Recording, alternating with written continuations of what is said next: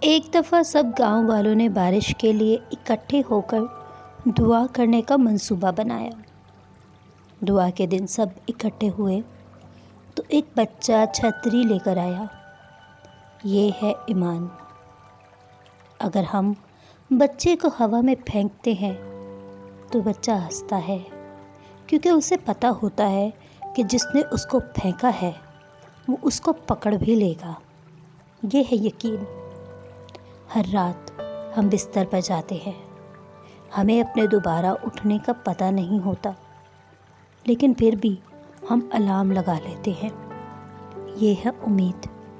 اس لیے ہمیں خداوند یسوع مسیح سے ہمیشہ ایمان، امید اور اس پر کامل یقین ہونا چاہیے۔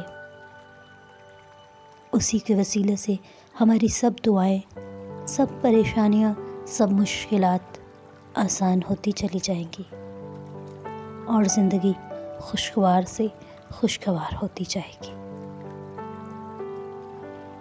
ایسی مزید ویڈیوز کے لیے ابھی سبسکرائب کریں انس کا فیملی ولاگ۔